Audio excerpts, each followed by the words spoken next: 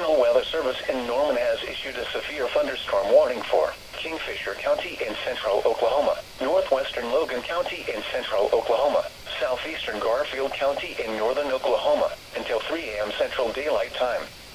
At 2:13 a.m. Central Daylight Time, severe thunderstorms were located along a line extending from 3 miles west of Waukomis to near Dover to 9 miles south of Loyal, moving northeast at 35 miles an hour.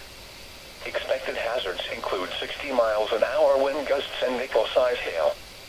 This is a radar-indicated threat. The following impacts are expected. Expects damage to roofs, siding, and trees.